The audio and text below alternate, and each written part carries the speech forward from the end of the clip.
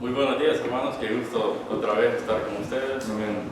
Es la segunda ocasión que estamos aquí y estamos siendo bendecidos por el Señor, por la forma en cómo ha descargado tremendas lecciones de vida para nuestras vidas a través de cada uno de ustedes, y todo lo que ustedes han dicho básicamente consiste en que deberíamos estar más enfocados en lo que tenemos, en lo espiritual, y no tanto en lo que es perecedero, en lo eterno, no tanto en lo de esta tierra. Y las personas necesitan de esto.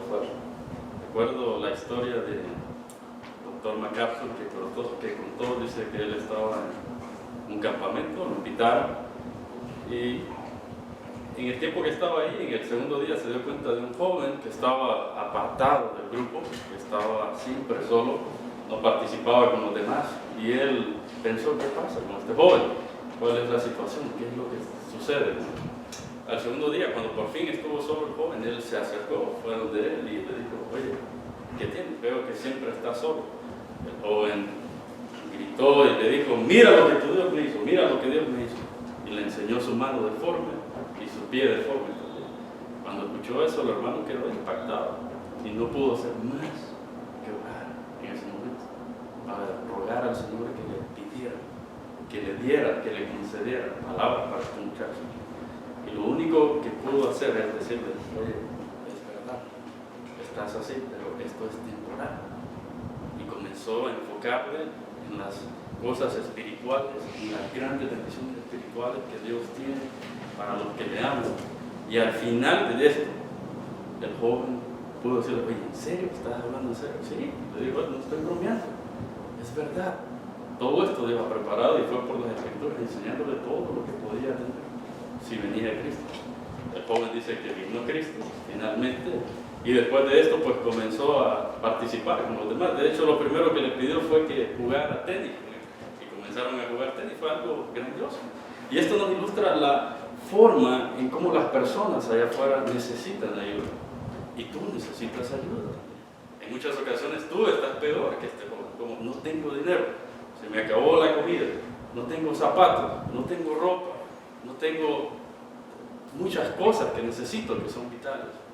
Y eso te puede llevar a desconcentrarte de la adoración a Dios. Entonces necesitas razones para adorar. Y a veces estamos buscando que los demás se motiven, pero tú mismo no estás motivado. ¿Cómo puedes adorar? ¿Cómo puedes decirle a otro algo que tienes si tú mismo no sabes lo que tienes ni sabes utilizarlo? Entonces, lo mismo estaba pasando en Efesios, o en la ciudad de Éfeso, cuando el apóstol escribe. Probablemente los hermanos estaban pasando por situaciones duras, porque los cristianos no eran bien vistos. Como sabemos, había persecución sobre ellos, habían personas que estaban andando atrás de ellos, y probablemente en esta ciudad tan acaudalada muchos prosperaban y ellos no. Ellos siempre estaban yendo hacia abajo en ese tiempo. Y el apóstol también está encerrado. Cualquiera pensaría: ¿qué es lo que el cristianismo me depara? Y esto es lo que es del cristianismo. Y al traer esta carta y que los hermanos comiencen a leer, lo primero que se encuentran es con el apóstol que está bendiciendo a Dios desde atrás de una prisión en el tiempo romano, hace 2000 años. Nunca ha sido bueno. Y yo creo que las prisiones que tenemos aquí en Honduras probablemente eran mejor las que ellos tenían allá, ¿verdad? Yo he estado en las prisiones de aquí, es horrible estar allá. Y este hombre escribiendo esto, ¿cómo podrías recibirlo el que estaba afuera? O si él se encuentra así, debe tener motivaciones para hacerlo. Nosotros no adoramos a Dios porque no tenemos motivaciones, pero en este texto el apóstol nos muestra 3 razones por las que deberías adorar a Dios diariamente a fin de que vivas para su gloria. Y esto es lo que dice el versículo 3, ¿no? Bendito sea el Dios y Padre de nuestro Señor Jesucristo. Esto es todo lo que Él te tiene que decir. Este es un bosquejo sencillo, este es un párrafo sencillo. Todo lo que te tiene que decir es que Dios es bendito. Y lo que significa bendito es una palabra compuesta. En el griego es eulogía, de donde también tenemos elogio, y lo que significa es hablar bien, literalmente hablar bien. Es decir, hablas elogiosamente de Dios. ¿Y por qué puedes hablar elogiosamente de Dios? Lo haces por sus atributos, o lo haces por sus obras, por lo que ha hecho o por lo que Él tiene. Y en este texto el apóstol se va con las razones por sus atributos. y te dice que deberías adorar a Dios en primer lugar, lo encuentras, este es un párrafo de 3 partes. La primera parte está del versículo 3 al 6. La segunda parte está del 6 al 12. Y la tercera parte está del 12 al 14. Y vimos la primera parte. La primera razón por la que tienes que adorar, o por la que deberías adorar a Dios, en primer lugar es por la bendición que tienes en el Padre. Y la bendición que tienes en el Padre es elección incondicional, lo encuentras en el versículo 4, y tienes predestinación en amor, en el versículo 5. Y todo esto termina con que esto es para la alabanza de su gracia. Y hoy vamos a ver la segunda razón por la cual deberías adorar a Dios diariamente. Porque no adoramos a Dios solo cuando estamos en la iglesia, no adoramos a Dios solo cantando, sino que la adoración a Dios es genérica. Todo lo que puedes, todo lo que haces puede traer adoración a Dios siempre y cuando lo estás haciendo con un corazón agradecido. Pero necesitas motivaciones para saber por qué adorar a Dios, más que todo en un tiempo como este también, que no es diferente al anterior. Todos pasamos por necesidades y situaciones precarias. Y entonces necesitamos recordar por qué podríamos adorar a Dios en medio de una situación difícil. Y este pasaje nos dice que nos da 3 razones. Por las bendiciones que tienes en el Padre. Y hoy vamos a ver por la bendición que tienes en Cristo, del versículo 6 al 12. Y las bendiciones que tienes en Cristo, según el del versículo 6 al 12, es una redención inmensurable, en el versículo 7. Y una herencia incorruptible, incalculable, en el versículo 11.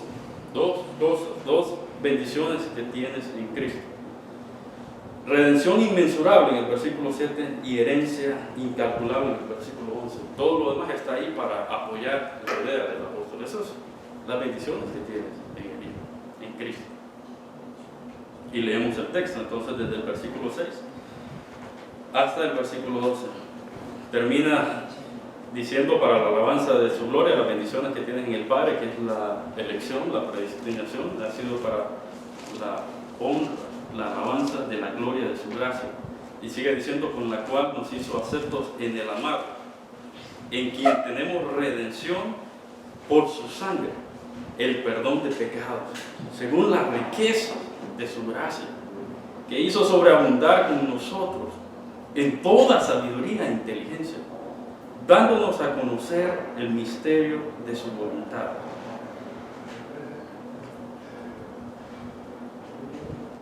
Según su beneplácito, el cual se había propuesto en sí mismo, de reunir todas las cosas en Cristo, en la dispensación del cumplimiento de los tiempos, así las que están en los cielos como las que están en la tierra. En Él, asimismo, tuvimos herencia, habiendo sido predestinados conforme al propósito del que hace todas las cosas según el designio de su voluntad, a fin de que seamos para la alabanza de su gloria. Oramos. Gracias, Señor, por este hermoso párrafo. Ruego, Señor, que nos ayudes a ver las cosas que tenemos en ti, lo atemporal, lo eterno, atesorar más que lo temporal, lo perecedero. Ayúdame, Señor, a bendecir la vida de mis hermanos y así como has bendecido también mi vida. En el nombre de Jesús. Amén. Amén. Amén. Entonces entraremos en el segundo punto de por qué deberías adorar a Dios, por la bendición que tienes en Cristo.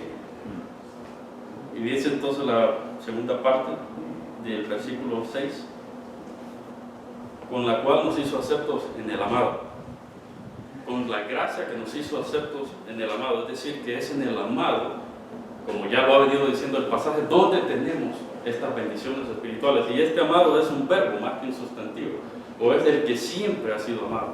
Antes de todas las cosas, Dios mostraba y desplegaba su amor, y a través de este bosquejo y a través de este párrafo nos damos cuenta cómo Dios ha demostrado ese amor tan incondicional que ha tenido, no solo para con su amado, sino también al habernos hecho partes de Él en Cristo. Y entonces dice el versículo 7, en el amado es en quien tenemos redención por su sangre, es decir, el perdón de pecados. Es lo mismo, está diciendo lo mismo.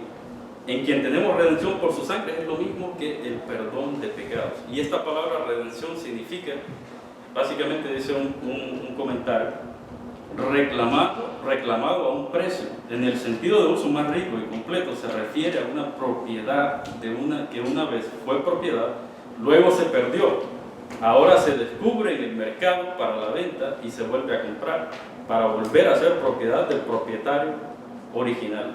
Es decir, que lo que pertenecía a Dios se perdió, y claramente lo sabemos que fue así por el pecado. Pero yo veo algo más grande aquí todavía. El Padre dijo, este es mi plan. Eso lo dice en el versículo 3 al 6. Este es mi plan. No es que se le ocurrió, sino que ese era su plan eterno. Versículos 7 al 12. El Hijo dice, yo puedo financiar. Yo puedo llevarlo a cabo. Y es así, ¿verdad? Ahora mismo todas las personas, aún en lo secular, encontramos que alguien quiere comprar un auto, o una casa, o cualquier otra cosa, un celular, y no tiene dinero. Entonces la compañía viene y dice, voy a financiar lo que quieres. Eso sí que el objeto es mío, o la pertenencia es mía. Y cuando tú la pagas, entonces será tuya. Es decir, que el que paga es quien es el dueño de esa pertenencia. Pero en este sentido hay algo más grande todavía aquí, que Dios escogió personas y creó personas como nosotros, y eso nos eligió antes.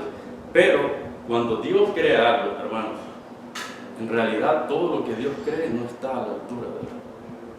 Porque si hay algo que tiene que estar a la altura de Él, sería otro ser con una divinidad perfecta que no haya sido creado por Dios. Tiene que ser un ser que haya aparecido de un lugar sin la intervención de Dios. Por lo cual, cualquier criatura que Dios cree no está a su altura. Yo no soy un dibujante y no, creo que no me va a gustar esto, nunca. Porque cuando yo hago algo en papel, lo mejor que yo puedo hacer con lo que yo hago es tirarlo a la basura. Y me siento feliz cuando está ahí, porque lo que yo dibujo no sirve, no siento ningún remordimiento por eso. No hay ninguna categoría en lo que hago para que yo lo encuadre y lo mantenga en mi casa. Tú no estás a la altura de Dios. Jamás podría estar a la altura de Dios. Ningún ser en la creación está a la altura de Dios. Todo lo que Dios cree es digno de ser tirado al infierno, y Él estaría feliz con eso, porque no sirves, ni tú ni yo, somos obsoletos. Si tú quisieras estar a la altura de Dios, tendrías que haber existido por ti mismo y venir de otro lugar en la que Dios no hubiera tenido ninguna intervención. Y el plan de Dios es tan costoso. Cuando Dios dice, tengo un plan, ahora está diciendo el versículo que en el Hijo, en este amado, Él dice, yo tengo recursos para financiarlo. Lo que está diciendo es que el plan de Dios es tan caro. El plan de Dios es tan caro que una de las personas de la Trinidad debe morir. Es tan costoso. Esta es la situación. Una de las personas de la Trinidad debe morir. Y el Hijo dice, puedo hacer eso. Es en el amado en quien tenemos redención por su sangre. A eso se refiere su sangre, en su vida. Y este es un misterio que ni tú ni yo me lo puedes explicar. Es su vida. ¿Cómo es posible que Dios pueda morir? Una de las personas de la deidad. Así que el plan es costoso para rescatar lo que se ha perdido, para rescatar lo obsoleto. Esta es la mera bendición que tenemos en Cristo. Una redención inmensurable. Y el texto nos dice que la manera en que tenemos esta redención es según las riquezas de su gracia, según la parte final del versículo 7, según las riquezas de su gracia. De esa es la forma, la manera en que tenemos esta bendición. Si un millonario se le pide tú tienes un proyecto y le dices, oye, necesito que me apoyes, una persona que tenga muchos recursos, y esta persona dice, oye, aquí te voy a dar 500,000 lempiras, en realidad no le afecta, porque te está dando según su riqueza. De tal forma, tú has visto que Pablo dice que Dios nos ha bendecido con toda bendición espiritual. Adelante dice que nos ha bendecido con toda sabiduría, nos ha dado a conocer su plan con toda sabiduría e inteligencia. Pero aquí solo dice según las riquezas de su gracia. No dice según todas las riquezas de la gracia. Pero recuerda que de todos modos somos una persona de la Trinidad que está muriendo. Por lo cual tu pecado jamás alcanzará ni sobrepasará la gracia de Dios. Porque su gracia es abundante, superabundante, no tiene límites. Y esta es la forma por la cual nosotros tenemos la redención. Su gracia es lo que ha hecho posible que nosotros podamos tener esta redención. ¿Recuerdan la última vez que dije esto? Si Dios no poseyera este atributo, todas las demás manifestaciones de su gloria ya se habrían vuelto en nuestra contra para despedazarlo. Su amor sería tanto que se ama que no te puede sostener. Su justicia te despedazaría. Su santidad te despedazaría. Esto es el sol acercándose a ti como un pequeño rastrojo que se ha caído de un árbol. Una paja seca acercándose al sol. ¿Cómo no te consume? Si Dios no tuviera ese atributo de gracia, entonces todo lo demás te despedazaría. Por eso en la gente, el medio que trae gloria a Dios en la primera parte es la alabanza de su gracia, porque tú no estás ahí. Al final va a cambiar esta gente en esta parte, en la parte final. ¿Quién es el que trae gloria? Y es interesante que haciendo una búsqueda de riquezas, te das cuenta que nadie más utilizó esta palabra como Pablo la utiliza. Nadie más utilizó en la Biblia esta palabra como Pablo la utiliza, trayendo esta palabra de lo secular, de lo común, por decirlo así, riquezas materiales, a él enfocarlo en las riquezas espirituales. Y te habla, solo en esta carta te habla 4 veces de esto. Te dice riquezas de la gracia. En el 2.7 te dice abundantes riquezas de su gracia. En el 3.8 te dice inescrutables riquezas de Cristo. En el 3.16 te dice riquezas de su gloria. Así que saca esa palabra de lo común y lo pone teológicamente.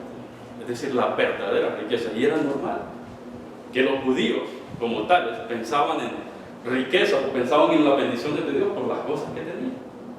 ¿Verdad? Como pasa en Lucas 16, cuando el rico y Lázaro están ahí, pues lo que los judíos y los fariseos están pensando, este rico está bendecido por todo lo que tiene. Pablo saca esa palabra de riqueza y la pone en un sentido teológico, en la riqueza inescrutable de la gloria, como enfocándote hacia algo diferente. Es únicamente a través de la gracia que Dios puede crear un puente hacia nosotros, porque sin ella no seríamos considerados como dignos otra vez para nada más que ser pegados al infierno. El texto no solo dice que nos redimió según su gracia, pero también dice que la hizo sobreabundar. ¿Y cómo la hizo sobreabundar? Lo hizo en 2 maneras. El versículo 8 dice que lo hizo en toda sabiduría e inteligencia, y el versículo 9 dice que lo hizo dándonos a conocer su plan. El versículo 8 dice que hizo sobreabundar para con nosotros en toda sabiduría e inteligencia. El plan de salvación fue orquestado con toda sabiduría e inteligencia, ¿ves? No fue algo accidental, algo que se le ocurrió a Dios de repente. Esto tiene toda la sabiduría de Dios, y esto es lo que a nosotros nos conmueve a adorar a Dios, ¿verdad? Toda esta sabiduría que Dios ha puesto, no solo toda la sabiduría en Él, pero toda la sabiduría que nos ha dado a nosotros. Como dice también, cómo la hizo, la segunda manera de cómo la hizo sobreabundar, que lo hizo dándonos a conocer su plan.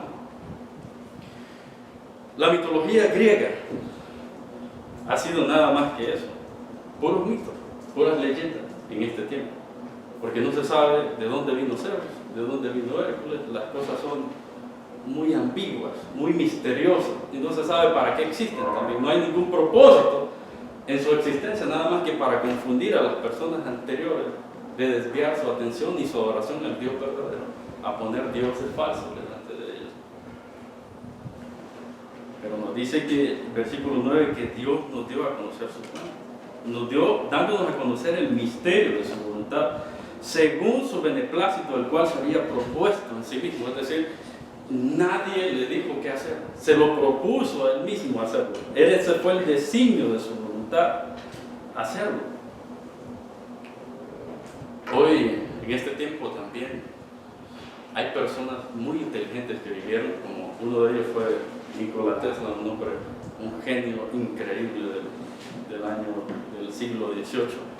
Y este hombre murió y dejó muchas cosas que quedaron solamente en papel. Y fue un misterio lo que él quiso hacer. Es una persona increíble. Él trabajaba con la energía alterna, que es lo que utilizamos ahora. Fue un gran inventor a la par de Tomás Alva Edison. Pero muchos de sus trabajos quedaron solo en papel. No se sabe qué era lo que quería hacer con algunos planos. Por lo cual es un misterio total lo que él quería hacer. No se sabe si era algo bueno o algo malo. Pero Dios nos ha dado, es el genio más increíble que puede existir. Y nos ha dado el misterio de su voluntad. ¿Y cuál era el misterio de su voluntad? ¿Cuál era ese plan? El versículo 10 nos dice que Cristo sea exaltado sobre toda criatura. Ese era su plan, esa es su meta. Eso es lo que dice en el texto griego, es su meta. Que Cristo sea exaltado sobre toda criatura. Y tiene que ser así, porque si el Hijo iba a morir, entonces el Hijo, el propósito o la única cláusula con la que se podía llevar a cabo esta redención era que el mismo Hijo fuera exaltado sobre toda criatura, sobre todas las cosas, como dice el versículo 10, de reunir todas las cosas en Cristo, en la dispensación, es decir, la palabra economía, de cómo Dios ha ido estructurando los tiempos para que en algún momento Cristo sea la cabeza de todo. Así de las que están en los cielos como de las que están en la tierra. No es verdad, hermano, que en el mundo actual en que vivimos todo va hacia la separación, a la perversión, a la prevaricación, a la pecaminosidad. Satanás, su demonio, tu pecado te hace alejarte de tus hijos, de tu prójimo, te hace separarte de Dios también. El pecado separa, Satanás separa. Pero el propósito de Dios era que lo que iba a cumplir, por su gracia, por las riquezas de su gracia, reunirlo todo en Cristo. Todas las cosas ser reunidas y traídas de nuevo en Cristo. No separadas. No estamos aquí y vamos a quedar separados en este mundo con el pecado arruinado, sino que Dios tiene un plan. Su meta es que si Cristo iba a pagar, entonces Cristo también va a ser la cabeza de todo esto, por cuanto Él dio su vida por este plan. Un hombre increíble, artista. Escuché de este hombre, trabajaba con mármol y arcilla. Este hombre creó una figura increíble de una mujer. Una figura increíble de una mujer con todas las perfecciones. La cara más hermosa, el cuerpo más hermoso. Y este hombre llegó a tal punto de enamorarse tanto de su obra maestra. Se enamoró tanto de su obra maestra que hasta maldijo su existencia por el simple hecho de que no podía hacer que esta obra maestra cobrara vida. Estaba tan enamorado de ella. No cobraba vida, no podía hacerla cobrar vida. Por lo cual se sintió destruido hasta su fallecimiento. Ponte a pensar, Dios hizo exactamente lo mismo, pero con el otro final, con que Él sí puede darle vida a su obra maestra. Y en este caso, lo que te está diciendo la primera parte del párrafo es que Dios hizo esto con elección y predestinación. No solo porque podía hacerlo, porque tenía los recursos, pero también porque podía darle vida. En ese sentido es cuando Cristo muere para darte vida, no solo vida material, sino espiritual. Esta es una de las... Todo esto está tocante a lo que tienes en Cristo, en la redención. Y podría ir un poco más, pero por el tiempo iré hasta más adelante a la segunda bendición que tenemos en Cristo, que es la herencia incalculable. También Filipenses apoya esto, ¿verdad? De que todas las cosas serán reunidas en Cristo cuando toda rodilla se va a doblar en el nombre, confesará el nombre de Jesús para gloria de Dios Padre. La segunda bendición que tienes entonces es herencia incalculable en el versículo 11. En Él asimismo Tuvimos herencia siendo predestinados conforme al propósito del que hace todas las cosas según el designio de su voluntad. La palabra tuvimos herencia significa sacar en suertes. Sacar en suertes. Como cuando Josué va a repartir la tierra. Sacar en suertes. No está diciendo que por suerte tenemos herencia, sino lo que te toca es sacar en suerte. Pero es un pasivo también. Y podría traducirse. Hay un problema aquí de cómo podría traducirse, pero yo no veo ningún problema. Porque de todos modos, de las dos formas y cómo podría traducirse, es algo magnífico. La primera forma es que si tuvimos herencia, está diciendo que tenemos herencia en Cristo. Es decir, es la segunda bendición que tenemos, herencia en Cristo. Y esto lo ampara la Escritura. En 1 Pedro, ¿verdad? Leemos que tenemos una herencia incorruptible, inmarcesible, que está reservada para nosotros en los cielos. En Cristo tenemos herencia. Pero pareciera ser, y me inclino por la segunda, por cómo va a terminar el texto en el versículo 2, y lo vamos a ver ahí. De que lo que está diciendo es que fuimos hechos herencia. Fuimos hechos herencia. ¿Qué significa eso? En la actualidad, en el mercado del fútbol, los 3 jugadores más caros del mundo se cotizan de la siguiente forma. Mbappé, 229 millones de dólares. Neymar, 206 millones de dólares. Messi, 103 millones de dólares. Y las plantillas más caras del mundo, según el diario Marca de España, dice que el Manchester City cuesta 1.000 millones de euros. París, 913 millones de euros. Real Madrid, 902 millones de euros. Y doy los datos por si alguien está interesado en hacer alguna inversión, entonces pueden considerar lo que tienen para invertir. Estos equipos alcanzan su valor por los jugadores que tienen. Es decir, todo esto está con relación a los jugadores que tienen. Son las personas las que se calculan en esta fortuna. Son las personas que hacen crecer la fortuna de estas personas, los jugadores que tienen. Y entre mejor esté el jugador, más caro se cotiza el jugador mismo y el equipo. Pero piensa esto.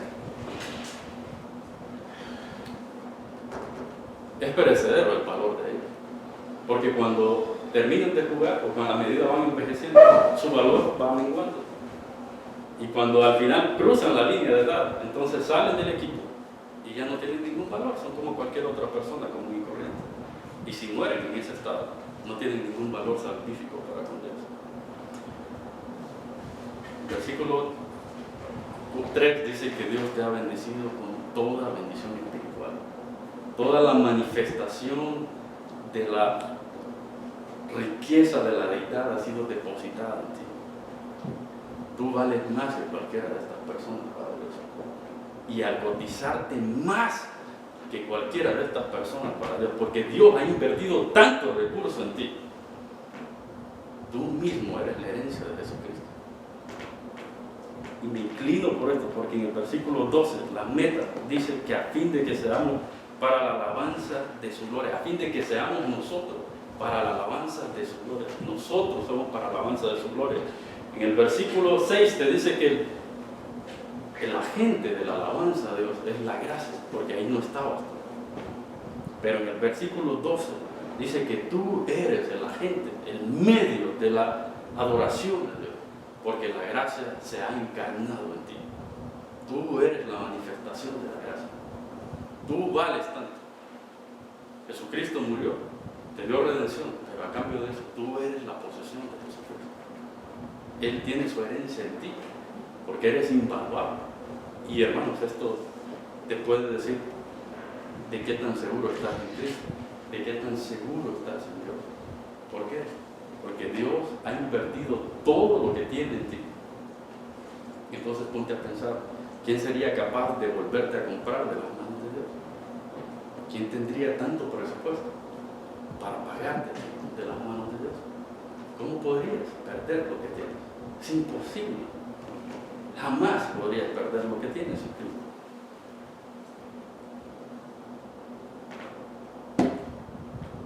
Y es un misterio total que los redimidos viven en dos mundos también: en el pecado y en la santidad. Para Dios somos santos y vamos a llegar a ser santos totalmente delante de Él. Pero por ahora vivimos en esta carne donde reside el pecado.